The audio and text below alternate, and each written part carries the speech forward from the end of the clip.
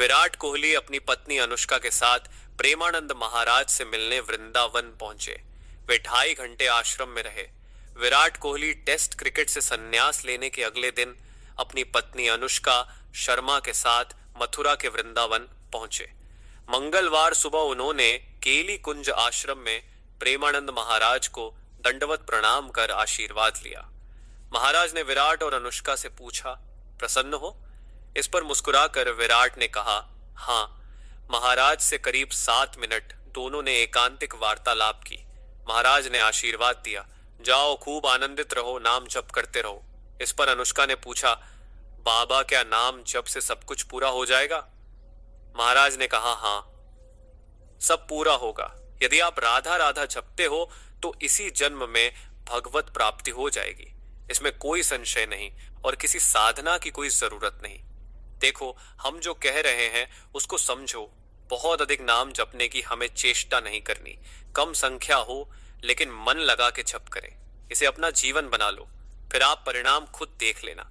कोई घाटे का सौदा तो है नहीं। 2 घंटे 20 मिनट आश्रम में रहे विराट अनुष्का। सुबह 7:20 पर इनोवा कार से विराट और अनुष्का आश्रम पहुंचे। 9:40 पर वहां से निकले। वे आश्रम में 2 घंटे 20 मिनट रहे। विराट अनुष्का कार में मास्क लगाए बैठे थे। प्रेमानंद महाराज के आश्रम से जाने के करीब आधे घंटे बाद विराट अनुष्का लौटे। इस दौरान दोनों ने आश्रम के कामों को देखा समझा। विराट कोहली का वृंदावन का यह तीसरा दौरा था। इससे पहले वह 4 जनवरी 2023 और 10 जनवरी 2025 को वृंदावन आए थे। दोनों बार प्रेमानंद महाराज से मुलाकात की थी। प्रेमानंद महाराज ने विराट अनुष्का को प्रभु के विधान बताए। प्रेमानंद महाराज ने कहा, हम आपको अपने प्रभु का थोड़ा सा विधान बताते हैं। यह वैभव मिलना कृपा नहीं है, यह पुण्य है।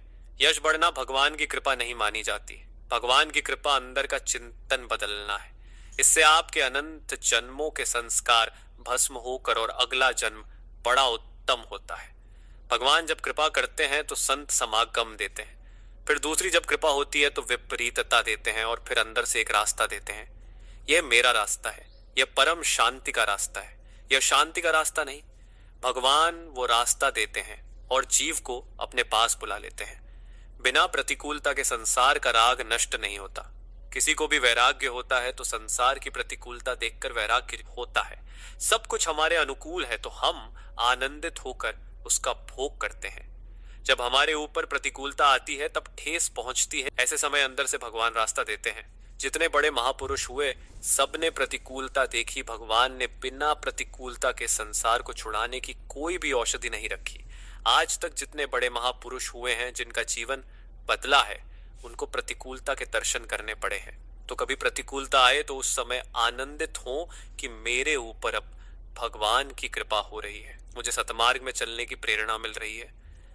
आपके अंदर धन बढ़ाने की भावना न रहे। भगवान श्री कृष्ण ने गीता में कहा है कि मेरे भक्त का नाश नहीं होता। मैं कुलवान धनवान श्रीवानों के कुल में जन्म देता हूँ, फिर दोबारा भक्ति का माहौल देता हूँ। अब बिल्कुल ऐसे ही रहो जैसे रह रहे हो, बिल्कुल सांसारिक बन के रहो, लेकिन अंदर का चिंतन आपका बदल जाए। अंदर के चिंतन में आपके यश की भावना ना रह जाए। अंदर के चिंतन में आपको धन बढ़ाने की भावना ना रह जाए। अंदर का चिंतन हो कि प्रभु बहुत जन्म व्यतीत हो गए, अब एक बार आपसे मिलना चाहते हैं। प्रभु मुझे अब संसार नहीं आप चाहिए, फिर बात बन जाएगी। आनंद पूर्वक भगवान का नाम जप करो, बिल्कुल चिंता मत करो।